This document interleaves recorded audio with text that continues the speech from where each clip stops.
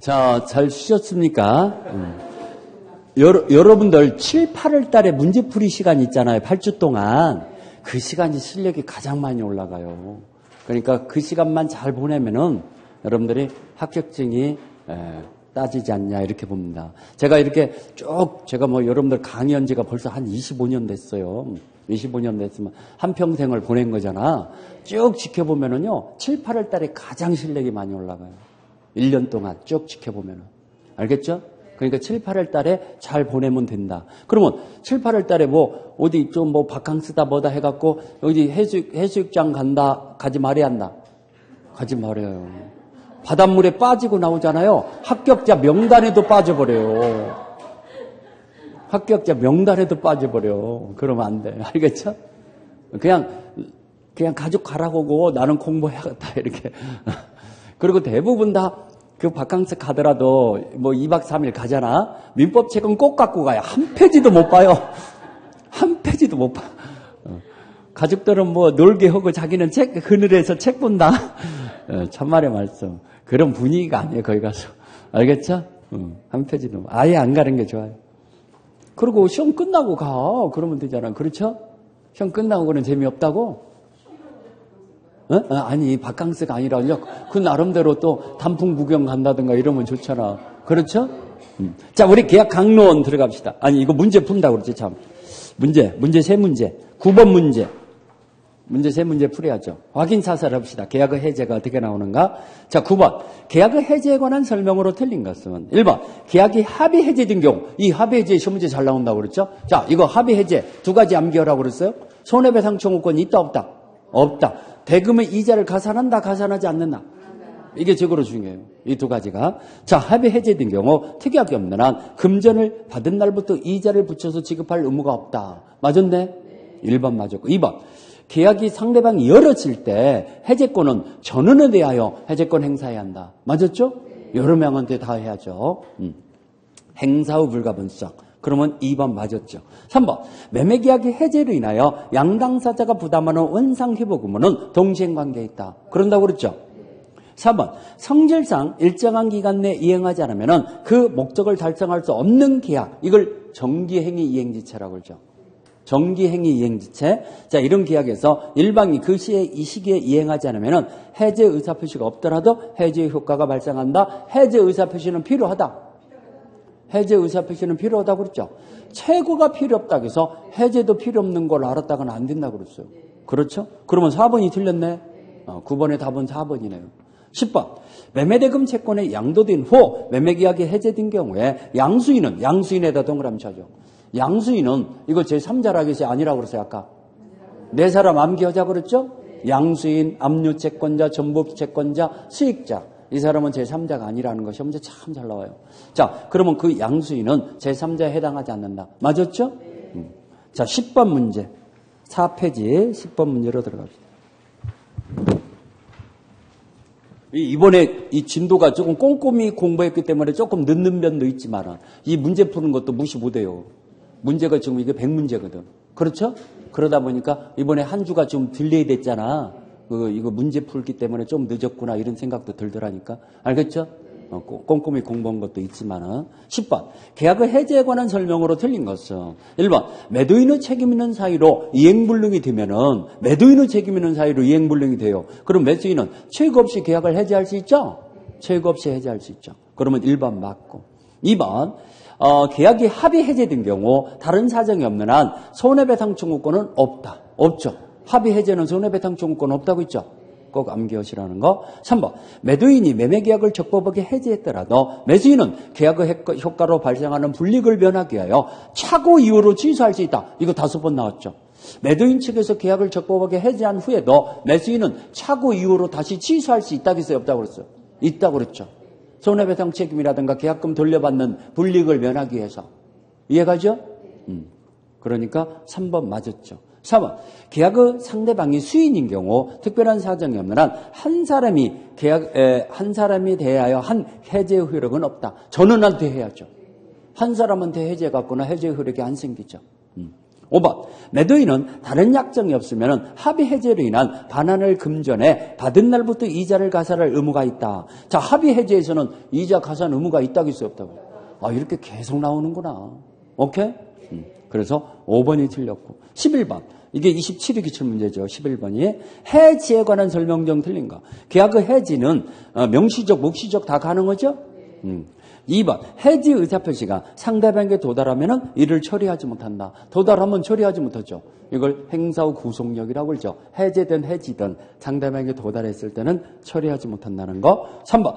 토지 임대차에서 기간을 약정하지 않았을 때 임차인이 해지 통고하면 얼마 기다려야 한다고 그랬죠? 1개월. 임대인이 해지 통고하면 6개월. 그러면 계약을 해지 통고할 수 있다. 맞았죠? 자, 4번. 당사자 일방이 수인인 경우 이에 대한 해제권이 소멸되면은 다른 당사자도 소멸하죠?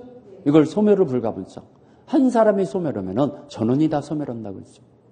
소멸을 불가분성. 그렇죠? 그러면 4번도 맞고. 5번. 특별한 약정이 없는 한 합의 해지로 반환을 금전은 이자를 가산한다고 했어요. 이자 가산 없다고 했어요. 이자 가산 없다고 했죠? 또 나왔잖아. 5번이 틀렸네요. 답은 5번이죠. 자, 이래서 우리가 계약의 해지를 공부했고, 계약 강론, 매매, 교환, 임대차 이걸 공부할 건데, 자, 여러분들 매매 계약은 여러분들 뭐 다 잘 아시는데 그래도 여러분들 좀 두 문제 나오죠. 두 문제 매매 계약에서. 자, 여기 494페이지 매매의 성질부터 봅시다. 494페이지 매매 계약은 낙성, 쌍무, 유상, 분료식 계약이죠. 자, 약정만 갖고 성립되는 낙성 계약이고, 매도인은 재산권을 넘겨주의하고 매수인은 대금 주의하잖아. 그래서 쌍무 계약이고, 대가의 지급이 있는 거니까 반드시 유상 계약이고, 그 다음에 어떤 방식을 요한다, 요하지 않는다. 그래서 부동산 매매라 할지라도 꼭 계약서를 작성해야 한다. 구두로도 가능하다. 그렇죠. 꼭 계약서를 작성해야 하는 건 아니죠. 분료식 계약이죠. 자, 우리 모든 매매에 관한 규정은 모든 유상계약에 다 준용돼야 한대요. 거기 디귿번의 세 번째 줄. 매매에 관한 규정은 다른 유상계약에 준용된다 써있죠. 디귿번의 세 번째 줄. 그 다른 유상계약에 준용된다는 건 뭐냐? 계약금 계약이나 매도인의 담보 책임이 적용된다는 뜻이에요. 계약금 계약과 매도인의 담보 책임이 다른 유상계약에 준용된다는 얘기예요. 오케이? 495페이지에 재산권 이전하고 대금을 지급을 목적으로 하는 거죠. 자, 우리 매매의 성립이다. 당사자 간의 합의만 있으면은 계약이 성립되는 거잖아요. 그래서 거기에 당사자 합의의 세 번째 줄. 따라서 채무 이행 시기나 변제 장소 또는 계약 비용 이런 것들은 합의가 있어야 한다. 합의가 있을 필요는 없다. 그것까지 합의가 있을 필요는 없다. 이런 걸 부수적이라는 얘기죠. 부수적인 것은 나중에 정해도 되는 거잖아요. 주된 사항만 합의가 되면 계약이 성립되는 거죠. 그렇죠? 자, 그래서 그 판례박스가 여러분들 시험 문제 2번 나왔죠. 매매 목적물이나 대금이 반드시 확정돼야만이 성립된다. 이행시까지 확정 가능한 기준과 방법을 정해주면 족하다. 그렇죠. 이행시까지 확정시킬 수 있는 기준과 방법을 정해주면 족하다라는 거. 이게 2번 나왔죠. 그 판례박스가. 알겠죠? 자, 그 다음에 매매의 이야기다. 작년에 나온 거죠. 매매 이야기. 작년 29일. 안 나오다가 뜬금없이 이야기에 대해서 나왔어요. 매매 이야기는 본계약을 체결하겠다라고 미리 약정하는 하나의 채권계약이라는 거. 이약은 언제나 채권계약이라는 거. 거기 의의 첫 번째 줄. 이약도 채권계약이므로 나오죠?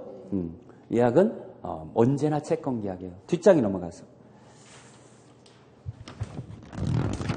자, 우리 이약은 3번을 보니까 매매의 일방이약이라고 나왔죠? 우리 이약은 일방이약으로 추정한다 그럽니다. 그러면 일방이약으로 추정한다는 말은 뭐냐? 본계약을 체결하고 안 하고 이약권자에게만 달려있다는 얘기예요. 이약권자에게만 권리가 있다는 얘기야. 그게 일방이약이라는 얘기예요. 여러분들이 자, 제주도 가는 비행기를 예매했어요. 자, 대한항공 비행기를 예매했어. 그러면 운송계약을 체결하겠다고 예약한 거예요, 안 한 거예요? 예약한 거죠. 예약했어요. 그러면 여러분들이 꼭 그 비행기에 승차해요. 승차하든 안 하든 여러분들에게만 달려있는 거예요. 그걸 일방예약이라고 그래요. 꼭 승차할 의무는 없어. 법적인 의무는 없어. 권리만 있어. 이걸 뭐라고 부른다? 일방예약. 그러면 내가 비행기 예약권자다 해갖고 비행기 티켓을 갖고 타면은 바로 계약이 성립되는 거지. 대한항공이 오케이 해야 계약 성립되는 건 아니죠. 상대방은 승낙이 필요 없어. 바로 본계약이 체결되는 거예요. 예약권자가 예약권 행사하면은 이걸 일방예약 완결권이라고 그래요. 이해 갑니까? 선생님, 예약이 굉장히 어려운 줄 알았는데 비행기 예매표 얘기 들어보니까 쉽네요. 그러면 자기가 예약권을 가지고 있는데 자기가 제주도에 못 가게 생겼어. 공부해야겠어. 그러면 동생한테 양도할 수 있죠? 상속도 되죠? 채권자 대위권 행사도 되죠. 예약권은 형성권이기 때문에 양도, 상속, 채권자 대위권의 대상입니다. 그러면 그 예약권은 자 부동산 예약일 때 예약권은 언제까지 행사해야 하냐? 자, 기간을 정해줄 수도 있지만 기간을 정하지 않았을 때는 성립한 날부터 10년. 오케이. 예약이 성립된 때부터 10년 내에 행사해야 합니다. 10년. 형성권은요, 행사 기간이 없을 때는 10년입니다. 그게 작년에 5년이라고 나왔잖아. 그래서 틀리게 나왔잖아. 10년이다, 5년이다. 10년. 자, 그래서 그 밑에 일방 예약이다. 예약 완결권 해서 나오죠. 제일 밑에 A번. 형성권이라고 나오죠. 496페이지 A번. 이거 양도성이 있다라고 나오죠? 497페이지. 제일 위에 줄에. 이거 부동산일 때는 가등기 해놓을 수 있죠. 자, 본등기 앞서서 미리 하는 걸 뭐라고 한다? 가등기. 그러면 가등기 하면은 제3자에게 내가 찜해놨다. 내가 예약권자다라고 대항할 수 있어요? 없어요? 있죠. 제3자에게 대항할 수 있다. 여기 존속기간 나오잖아요. 존속기간. 디귿번의 세 번째 줄. 예약이 성립한 때부터 10년의 제척기간 내에 행사하지 않으면 소멸한다 써있죠? 그게 작년 시험 문제 나온 거죠. 자, 행사. 제척기간. 그러면 제일 끝에, 이제, 디귿번의 제일 끝에. 제척기간의 도가 여부는 법원이 직권조사해야요. 당사자가 주장해야 하는 거예요. 직권조사 사항이죠. 법원이 알아서 참작해야죠. 제척기간 도가 여부는 그걸 내겨놓은 거고. 자, 그 다음에, 뒷장에 넘어가서. 계약금 계약이다. 이거 별표해야죠. 자, 예약은 지금 작년에 어쩌다 한번 나왔고, 계약금 계약은 매년 나와요. 매년 나와요. 자, 매매 계약에서 두 문제가 나온다고 했는데, 여기서 한 문제 나오고, 한 문제는 어디서 나옵니까? 매도인의 담보 책임. 정해져 있죠? 뒤에 가서 매도인의 담보 책임 나올 겁니다. 일단 계약금 계약을 정리하고. 자, 여러분들 계약금의 성질을 아셔야요. 계약금의 성질은 최소한도로 성질이 증약금이죠. 언제나 증약금의 성질을 갖는다 이러면 맞죠. 왜? 계약 체결의 증거 표시가 됩니다. 수백만 원 내지 수천만 원을 줬는데 아무런 뭐가 없이 돈 줄 리가 없잖아. 뭐 자선단체도 아니고. 그렇죠? 그렇다 이겁니다. 그러니까 그렇게 수천만 원을 건넸다는 얘기는 계약 체결은 증거 표시가 된다는 얘기예요. 이해갑니까? 그걸 중개업자들이 잘 이용하는 경우가 있어요. 일단 계약을 체결하지 않고 무조건 그 계약금 쪽으로 3억 원짜리 토지 매매하는데 3천만 원 빨리 넣어라. 아니면 다른 사람한테 팔린다 이거. 막 이런 식으로. 그러고 난 다음에 나중에 이쪽에 안 판다든가 안 산다가 이럴 수 있죠. 이미 계약은 체결됐다. 이러면서. 그게 3천만 원 건네준 것이 계약을 체결했다는 증거 표시지 않냐. 이걸 활용해 갖고 돈 버는 분들 많더라고. 그렇죠? 증약금. 증약금이 뭔지 알겠죠? 해약금. 자, 우리 민법에서는 특별한 약정이 없는 한 이걸로 추정한다는 거. 자, 계약금 계약은 해약금으로 추정하는데 이것은 본계약의 이행 착수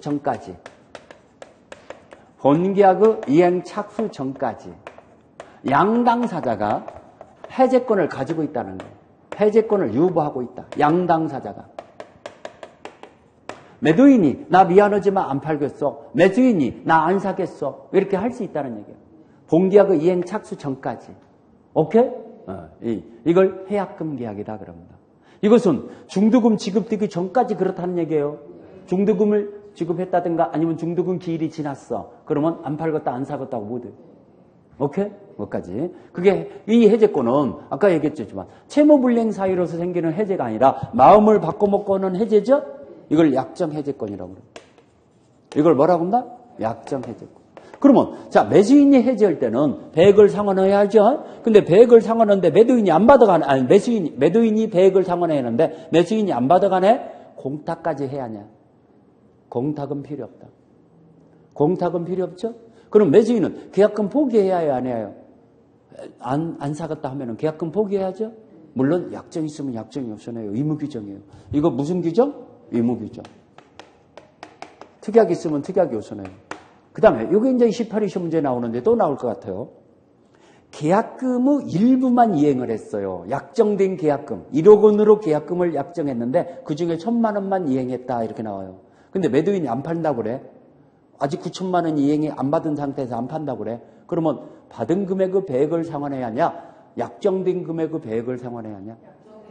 그렇죠. 받은 금액의 실제 교부받은 금액의 배액을 상환해야 한다. 이렇게 나가고 틀렸죠. 약정된 금액의 배액을 상환해야 한다. 오케이? 뭔 말인지 알죠? 그러면 이 본계약의 이행 착수는 중도금 기일 전에 이행 착수해도 되냐? 이행기 전에 이행을 할 수도 있냐? 할 수 있다는 거예요. 오케이? 그 다음에 또 하나 보세요. 계약금을 이행하기로 약정했는데 한 푼도 안 주네? 그럼 주된 계약을 해지할 수 있냐? 다 이거 보세요. 계약금을 지금 1억 원 다음 날 주기로 했어. 근데 한 푼도 안 줘. 안 주니까 지금 중도금 날짜는 아직 멀었어. 근데 매도인이 화가 났어. 계약금 안 주니까. 그러니까 나 이거 내가 받았으면 2배를 주고 안 팔겠다고 하는 건데 받은 것이 빵원이니까 하나도 없으니까 나 안 팔겠어. 이렇게 할 수 있냐? 없다라는 거. 자, 계약금을 이행을 안 했으면 계약금 계약은 체결이 안 된 거예요. 계약금 계약은 요물 계약이고 본계약의 종된 계약이면서 본계약의 종된 계약이고 뭐다? 요물계약이란 얘기는 계약금이 지급돼야 성립된다. 약정만 해도 성립된다. 지급돼야. 그러면 약정만 한 단계에서는 계약금 계약은 체결이 안 된 거야. 이행을 안 했으니까. 그러면 계약금 계약이 체결이 없다고 해서 본계약이 체결이 안 된 건 아니잖아. 본계약은 도장 찍었잖아. 그러면 본계약의 채무불이행이 아니냐는 해제 못 하죠. 계약금을 이행해야 하는데 이행을 안 했을 때 주 계약을 해제할 수 있다 이러면 틀려. 못해. 안 팔겠다, 안 사겠다고 못해.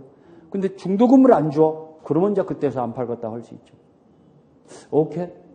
뭔 뜻인지 알아듣죠? 잘 모르겠어요? 자, 예약금 계약. 자, 우리 이거 보세요. 세 번째, 위약금.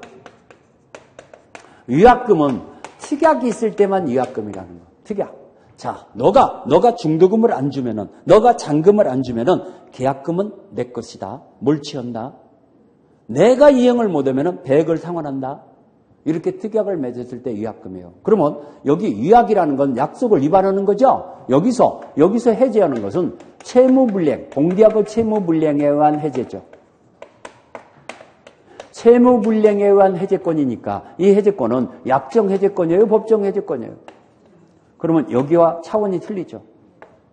여기는 지금 마음을 바꿔먹고 안 팔겠다 안 사겠다 하는 거야. 여기는 상대방 이행을 안 하니까 안 팔겠다 안 사겠다 하는 거야. 당신 중도금 안 주니까 나 못 팔어. 이거야. 그러면 못 팔어 이렇게 했을 때 자, 안 팔겠다 했어. 그러면 특약이 없으면 계약금 돌려줘야 해요. 특약이 없으면 왜 계약금 돌려줘야 하냐. 주된 계약이 해제되면 정된 계약도 소멸해. 그럼 원상 회복해줘야 해요. 그리고 별도로 손해배상을 청구해요. 근데 손해배상을 산정하기가 어려워. 손해배상을 보름 만에 무슨 손해배상을 1,000만 원 1억 손해배상이 발생하냐 이겁니다. 50만 원도 인정 안 해 법원에서. 그럼 손해배상을 결국은 청구 못해. 이 중도금 안 줘버리면은 이해갑니까? 그리고 계약금은 계약금대로 돌려줘야 하고. 그러니까 신경이 일나. 그러면 네가 이행을 안 하면은 이행을 강제시키려고 이행 안 하면은 이건 내 것이다. 내가 이행 못하면은 2배로 준다. 이게 위약금 특약이라고 그래요. 그렇죠. 당연한 거죠. 근데 매매 계약서에 인쇄된 글씨로 써 있어. 써 있어. 그리고 대부분 도장 찍기 전에 이것도 계약 내용으로 삼기로 함 이렇게 하고 글씨를 쓰고 도장 찍잖아.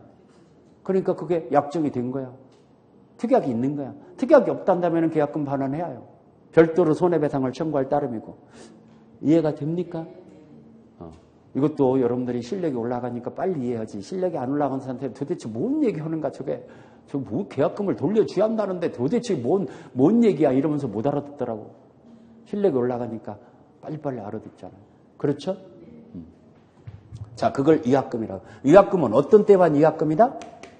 그러면 처음부터 잘 보라요. 처음부터 그렇게 특약을 맺었어. 계약금은 뭘 취한다? 배액을 상환한다. 그러면 중도금 지급되기 전에 마음을 바꿔먹고 안 사갔다, 안 팔갔다 이래도 똑같잖아.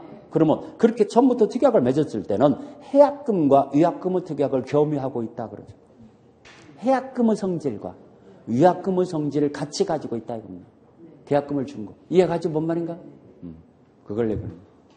이것만 제대로 이해하면은 계약금 공부가 다 끝난 거죠. 알겠죠? 이것만 그대로. 자, 그러면 우리 정리해 봅시다. 499페이지. 계약금의 종류다. 증약금. 거기 3번에 1번의 두 번째 줄. 언제나 증약금의 성질을 기능을 한다. 거기다 밑줄 쳐줘. 언제나 무슨 성질? 증약금의 기능을 한다. 그 다음에 손해배상 예정으로서 위약금. 위약금은 별도 특약이 있어야 위약금이다. 특약이 없어도 위약금이다. 특약이 있어야. 그래서 손해배상 예정액의 성질을 갖다 보니까 별도로 손해배상을 청구해요. 그 계약금으로 충당한다는 얘기예요. 계약금으로 충당한다는 얘기죠. 그래서 거기 여기 기억본의 네 번째 줄. 계약금이 별도 특약이 없으면은 해약금의 성질을 갖지만은 특약이 없는 한 손해배상 예정의 성질을 갖지는 않는다. 그래서 계약금은 돌려줘야 하는 거예요. 이제 안 팔겠다 안 사겠다 한 게 아니라 저쪽에서 이행을 안 해서 못 팔겠다 한 것은 이제 특약이 없으면은 계약금 돌려줘야 한다는 얘기예요. 오케이? 이번에 시험 문제가 나오는 것이 이 니은번이 나올 것 같아요. 니은번 별표세요. 니은번. 자, 위약금 특약을 하는데 일방만이 특약을 했고 상대방은 특약이 없어. 그러면 그 특약은 일방에게만 적용되냐? 상대방도 동일하게 적용되냐? 일방에게만. 그것이 시험 문제 이제 나올 때가 됐습니다. 이 니은번이. 일방에게만 특약이 있으면은요, 그자에게만 적용돼요. 위약금 특약이. 상대방에게 동일하게 적용된다 이러면 틀려요. 거기 니은번. 일방에 대해서만 특약이 하였다면은 일방에 대한 손해배상 예정의 성질을 갖고 상대방에 대해서는 인정되지 않는다 나오죠? 그거 좀 잘 기억하세요. 자, 뒷장에 넘어가서 우리 해약금이다. 우리 민법은 해약금으로 추정한다 그랬죠? 자, 501페이지. 수령자는 100을 상환하면서 나 미안하지만 안 팔겠소라고 할 수 있잖아요. 근데 거기에 니은번의 끝에 자, 상대방이 수령하지 않으면 매수인이 안 받아가요. 매도인이 100을 준다고 하는데도 그러면 공탁까지 해야 한다. 공탁은 필요 없다. 공탁은 할 필요 없다 써있죠? 그 다음에 디귿번 별표해야죠. 디귿번. 자, 이 계약금, 약정된 계약금의 일부만 지급했을 때 실제 교부받은 계약금이 아니라 약정된 계약금으로서 상환해야만이 해제할 수 있다는 거. 그러면 실제 계약금 100을 상환한 거는 해제한다, 해제할 수 없다? 해제할 수 없다. 무슨 얘기인가 알아듣죠? 자, 니을번. 해제할 수 있는 시기다. 일방의 이행 착수하기 전까지죠. 일방의 이행 착수. 여기서 시험 문제가 두 번 나온 게 이거죠. 자, 이거 보세요. 매도인 측에서 잔금 지급 청구 소송을 제기했어. 매도인이 매수인한테 매매대금 지급 청구 소송을 제기했어. 근데 매수인이 나 계약금 포기할 테니까 안 사겠어라고 할 수 있냐? 소송을 제기한 후에 할 수 있다라는 거. 매도인이 대금 지급 청구 소송을 제기한 것은 이행 착수라고 볼 수 없다. 이거 하나. 그 다음에 또 하나 나온 거. 26회 시험 문제 나온 거. 자, 토지거래 허가지역에서 잘 들어보세요. 토지거래 허가지역에서 쌍방이 협력하여 허가를 받았어. 근데 매도인이 100을 상환하면서 안 팔겠어라고 할 수 있냐? 있다. 그러면 토지거래 허가를 받았다 하더라도 이건 이행의 착수다, 이행 착수라고 할 수 없다. 이 두 가지가 시험 문제 나온 거죠. 이행 착수가 아닙니다. 소송을 제기한 것도 이행 착수가 아니고 허가를 받았다 해도 이행 착수가 아니다. 그러면 매도인, 매수인이 안 팔겠다, 안 사겠다 할 수 있다는 얘기죠. 오케이? 무슨 얘기인가 알아듣죠? 자, 제일 밑에 C번을 보면은 이거 이행기 전에도 이행 착수할 수 있다 없다? 이행기 전에도 이행 착수할 수 있죠? 근데 여러분들 이렇게 특약을 맺으면 안 돼요. 꼭 중도금 기일에 중도금을 이행해야 한다라는 특약을 맺었으면 그 전에 이행해봤자 소용없어요. 그런 약정이 없는 한은 언제까지 중도금을 준다라는 그 기일만 정해놨지 꼭 그날 쥐한다라는 이런 것들은 없잖아. 그러면 그 전에 줘도 돼요. 그 전에 중도금을 줘도 이행 착수에 들어간 겁니다. 오케이? 어떤 분이 그걸 물어더라. 중도금은 다 안 주고 그냥 중도금이 1억 원인데 그냥 한 3천만 원만 줬어요. 나머지 7천만 원은 나중에 주려고. 그래도 이행 착수에 들어간 겁니까? 이게 물어보더라고. 착수에 들어간 거. 일부만 이행해도. 그러면 여러분들이 매수인일 때 저쪽에서 매도인이 안 판다고 할 것 같아. 그럼 1억 원 준비하려면 힘들으니까 아직 길 멀었으니까 빨리 되는 대로 그냥 얼마라도 쏘아버려야죠. 그러면은 해제 못 옵니다. 일부만 주더라도 이행 착수에 들어간 거니까. 알겠죠? 그거 얘기했고 뒷장에 넘어가서 여기 D번에 나오네. 관할관청의 허가를 받았더라도 이건 이행착수다, 이행착수라고 볼 수 없다. D번에 세 번째 줄, 네 번째 줄 나오죠? 그 다음에 이 D번의 제일 끝에 자, 매도인이 매매 잔대금 지급 청구 소송을 제기한 것만 갖고는 이행착수라고 볼 수 없다. 써 있잖아. 그러면 매수인 측에서는 계약금 포기하면서 안 사겠어라고 할 수 있다는 얘기네. 제일 밑에 줄에 밑줄 쳤어요? 자, 이거 배제하는 특약. 여러분들 계약금 계약을 걸어놓고 오늘 이 도장 찍은 날부터는 안 팔겠다 안 사겠다 이런 거 없기를 합시다. 해제권을 배제하는 특약이 있으면은 그래도 해제할 수 있냐? 배제 특약이 우선하냐? 배제 특약이 우선한다는 거. 이건 임무 규정이기 때문에 해제권이 없기로 특약을 맺으면 해제한다, 해제할 수 없다. 그게 니을번 얘기죠. 해제권을 배제 특약이 있으면은 해제권을 행사할 수 없다라는 거. 오케이? 니을번. 밑줄 쳤어요? 해제 효과다. 자, 이거 시험 문제 꼭 나와요. 계약금 계약에서는 이것 좀 보세요. 계약금 계약에서는 지금 본계약의 이행 착수 전에 안 팔겠다 안 사겠다 한 거잖아. 그러면 원상 회복 의무라는 게 없죠. 손해배상 청구권이 있어요 없어요? 약정 해제권은 손해배상 청구권 없다겠잖아. 그래서 원상 회복 의무도 없고 손해배상 청구권도 없다는 거. 이거 밑줄 치하죠. 거기 기억번의 네 번째 줄 원상 회복 문제는 발생하지 않는다. 여섯 번째 줄 손해배상 문제도 발생하지 않는다. 색칠했어요? 이거 징그럽게 많이 나와. 5개 지문 중에 꼭 나오더라고. 계약금 계약에 관한 문제 중에서 한 지문에 꼭 등장해요.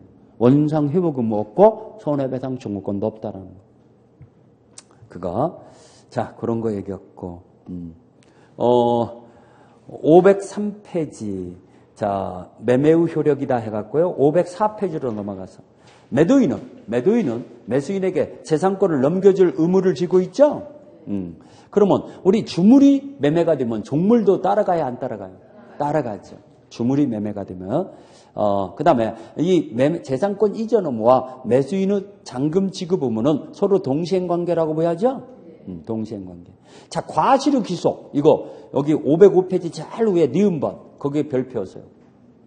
505페이지 제일 위에 니은번 있죠? 거기에 별표였어요. 자 인도되기 전까지 목적물에서 생긴 과실은 누구 거예요? 인도되기 전까지는 매도인 거. 근데 인도되기 전이라도 대금이 완납받은 후부터다 이러면 매수인 거죠. 그리고 이렇게 한번 나왔죠. 여러분들 살짝 속이려고. 매수인에게 등기를 넘겨줬어. 근데 아직 인도는 안 됐어. 그 건물을 이전 등기는 매수인에게 넘어갔어. 근데 인도가 되기 전에 그 과실은 누구 것이냐. 그 건물에서 나온 차임은 누구 것이냐. 이게 물어봤죠. 등기가 된 후 인도되기 전에 과실은 매도인 거 매수인 거. 그러면 틀려버리죠. 매도인 거요. 자, 대금이 완납받았다는 말 없지. 등기 넘겨줬다겠지. 대금 완납받았다는 말 없어. 그러면 인도되기 전에는 매도인 거예요. 등기가 넘어갔다고 해서 대금이 완납받았다고 착각하는 분들이 있어. 그건 왜 물어봐, 저한테. 저한테 물어보지 마. 중도금만 받고도 넘겨줄 수도 있잖아. 네, 그러니까, 우리 이제 대부분 그렇지만은, 아니, 그게 시험 문제 나왔다니까. 거기에 속지 마시라는. 알겠죠? 속지 마세요. 거기 나오잖아. 거기 판례, 그 판례야. 거기 밑에 판례 읽어볼까? 읽어볼까? 자, 소유권 이전 등기를 격려받았다 하더라도 아직 매매 대금이 완납되지 않는 이상은 그 과실은 누구에게 속한다? 그렇죠. 이게 나왔어. 이게 여러분들 미칠 문제. 속지 마시라고. 자, 등기를 넘어갔다고 해서 대금이 완납받은 걸로 착각하면은 속아버리는 거예요. 대금이 완납받았다는 말이 없으면은 인도되기 전까지는 누구 거? 매도인 거. 알겠습니까? 하여간 속에 넘기려고 별 얘기가 다 나와. 알겠죠? 자, 매수인의 의무다. 대금 지급 기한 이거 색칠해야죠. 자, 우리 목적물의 이행 기한을 정했을 때는 동일한 기한으로 추정한다. 거기 동일한 기한으로 추정한다. 시험 문제 잘 나와요. 자, 대금 기한도 뭘로 본다? 목적물의 인도 기한과 동일한 기한으로 추정한다. 그 다음에 대금지급 장소, 목적물로 인도 장소가 대금지급 장소라는 거. 동시행관계일 때는. 자, 대금지급 장소가 어디다? 인도 장소. 거기다 동그라미 쳐줘. 동일한 기한으로 추정한다. 동그라미 치고 인도 장소가 대금지급 장소다. 동그라미 치고. 동그라미 쳤어요? 자, 우리 제일 밑에 588조를 보니까요. 자, 우리 제3자가 권리를 주장하는 자가 나타났어. 또는 그 매매 목적물에 가압류 등기, 가등기가 돼 있다 보니까 이 대금을 주더라도 소유권을 취득하지 못할 염려가 있어. 불안하잖아요.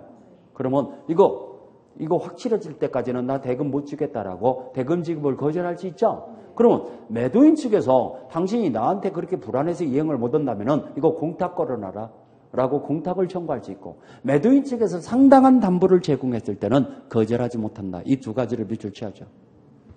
그 두 가지가 어디가 있냐. 자, 여기 506페이지 제일 위에 의에서 네 번째 줄. 자, 갑이 상당한 담보를 제공했을 때는 을은 대금 지급을 거절할 수 없다 써있죠. 네 번째 줄 찾았어요? 그거 하나 밑줄 치고, 제일 끝에 대금을 공탁할 걸 청구할 수 있다. 거기다 밑줄 치고, 두 가지만 밑줄 치면 돼요. 나온다 해도 이 두 가지를 물어볼 거니까. 만약에 나온다면. 알겠죠? 그거. 다시 한번 얘기합니다. 자, 매수인이 대금을 주려고 보니까 소유권을 취득하지 못하는 불안한 상태에 빠져. 그럴 수도 있잖아. 그럴 때는 자, 이 대금 지급을 거절할 수 있는데 매도인 측에서 상당한 담보를 제공해줬어. 그러면 거절한다, 거절 못한다? 못한다. 그 다음에 공탁을 요청할 수 있다, 없다? 매도인 측에서 있다. 변제 공탁, 우리 법원에 공탁세 맡겨놔라. 이렇게 할 수 있다 이겁니다. 알겠죠? 자, 매도인의 담보 책임 해갖고 나오는데, 이건 별표해야죠. 매도인의 담보 책임. 자, 우리 문제를 좀, 문제 두 문제, 세 문제, 3번까지 풀어봅시다. 너무 밀리면 안 되니까 1, 2, 3번 풀어봅시다. 자, 우리 4페이지 1, 2, 3번. 자, 1번. 매매의 일방 이야기에 관해서 옳은 거. 이게 지금 작년 기출 문제예요. 이게 작년 29일 기출 문제.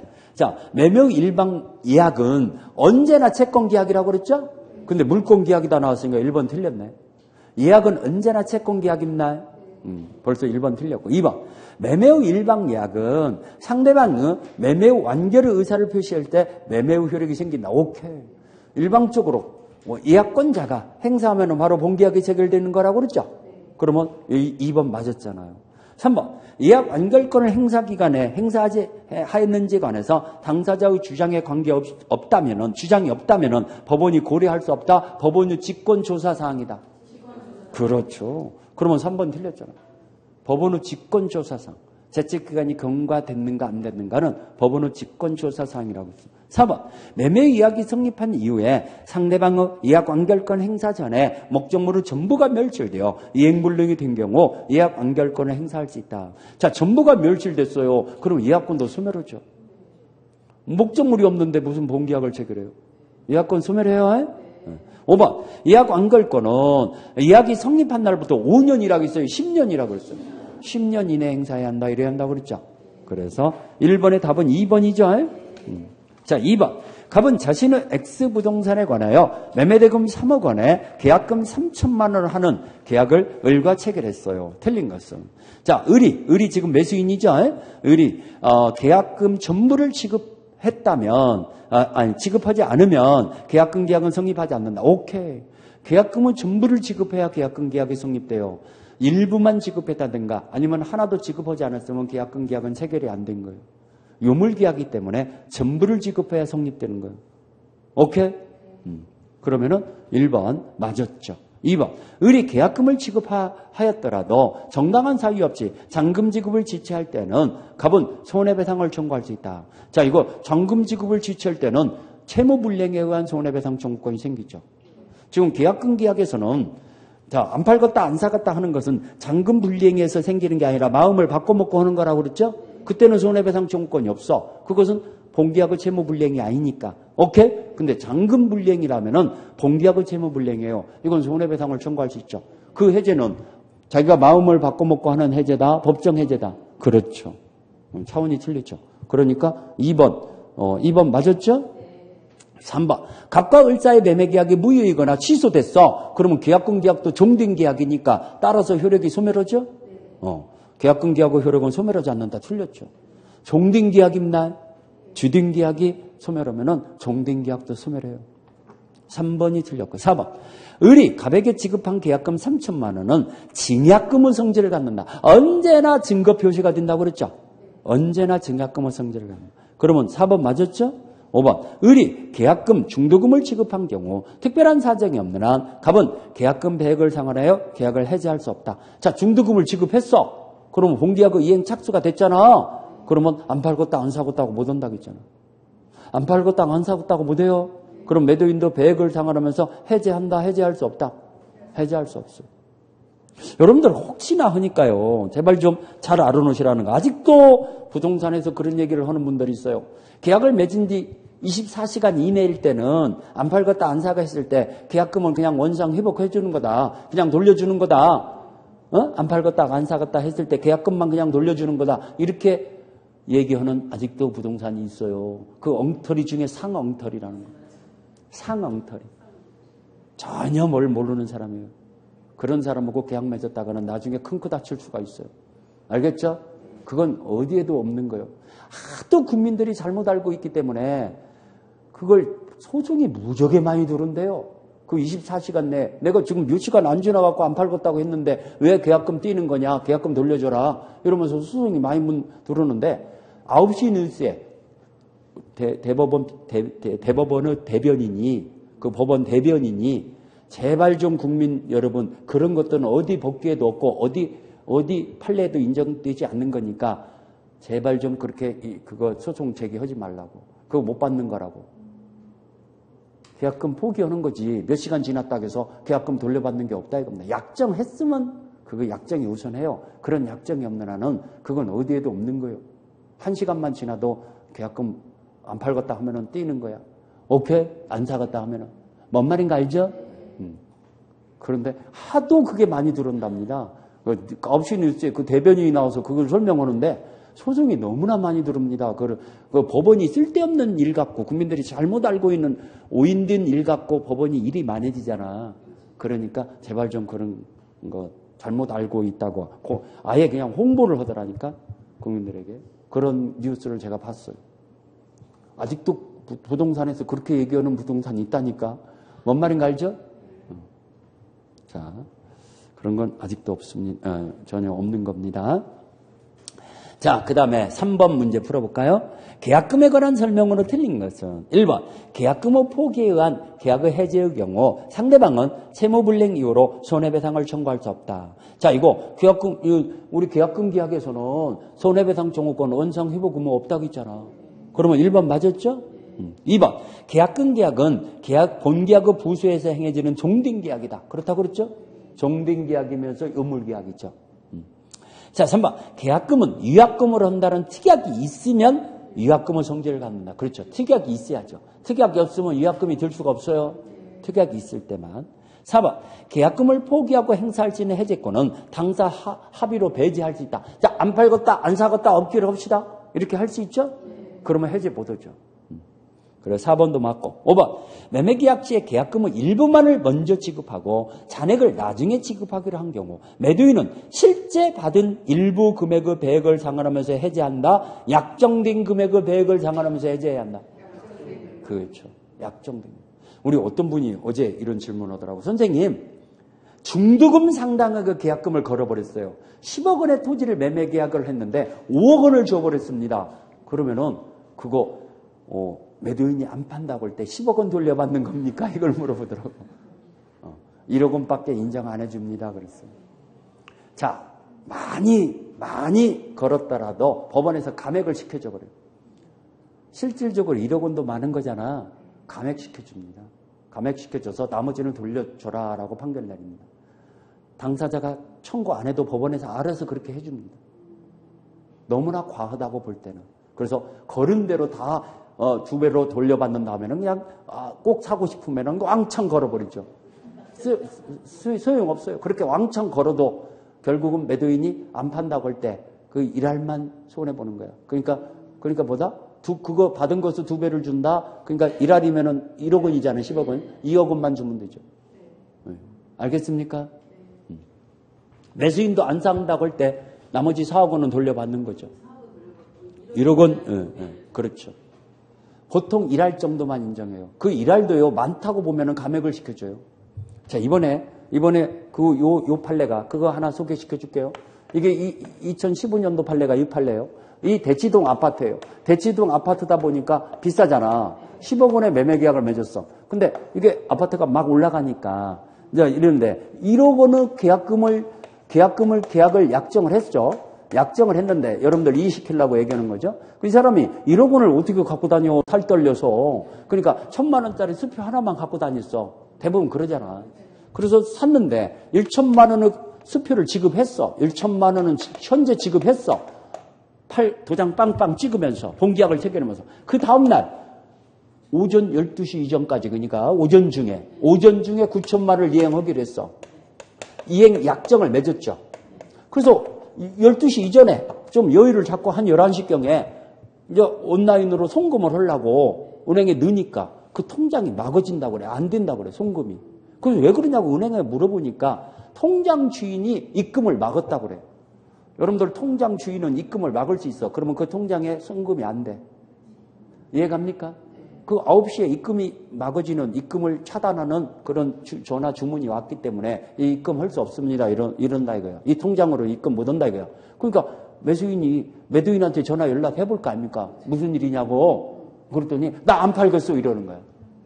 그러니까 나 안 팔겠어 이러니까 이제 이거 9,000만 원 안 받은 상태에서 안 팔겠다고 하는 거잖아.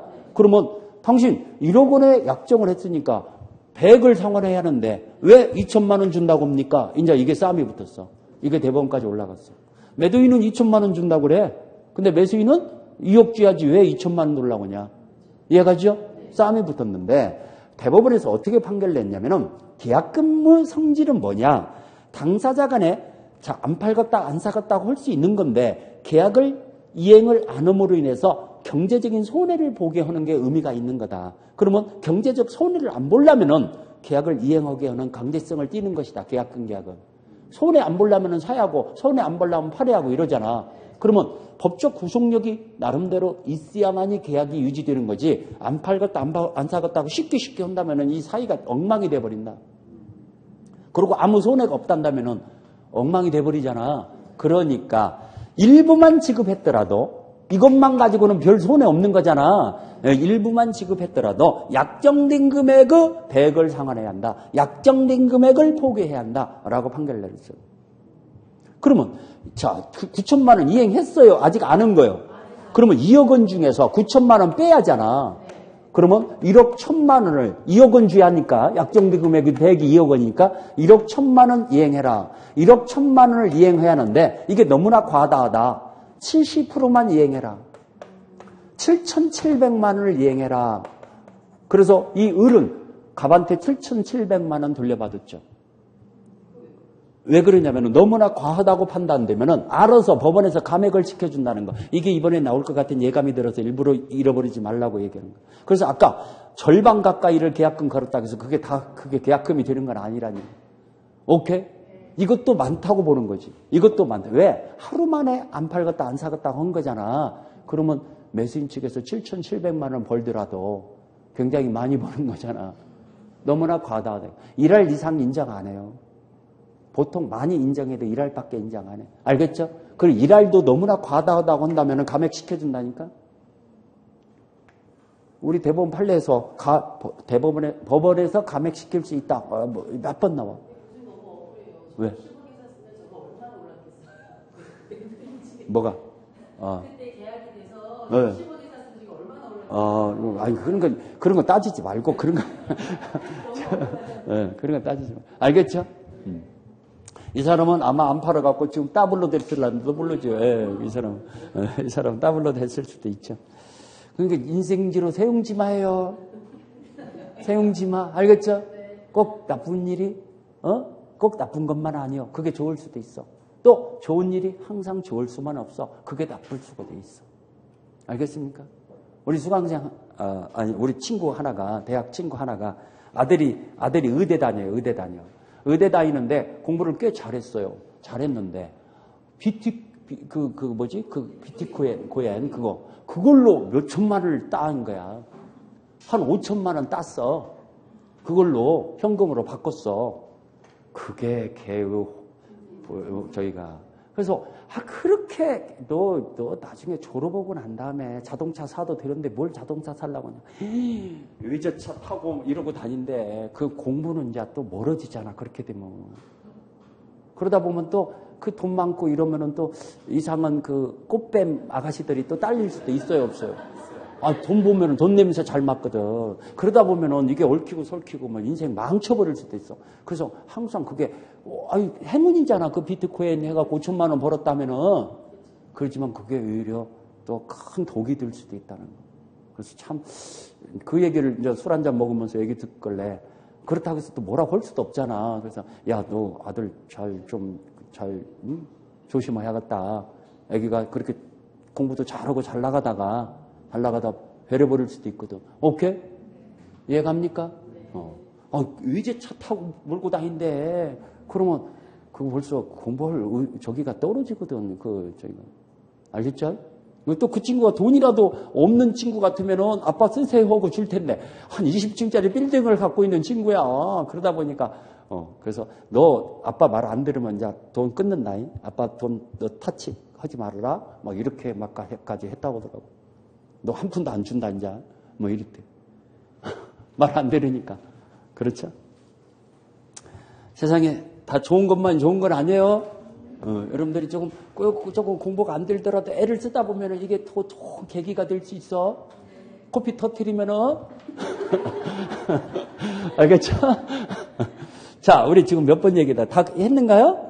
3번까지 다 했고. 우리 매도인의 담보 책임. 이거, 왜 이렇게 시간이 잘 가? 이거 매매까지 하고 임대차에는 조금 쉬었다 할까요? 이어서.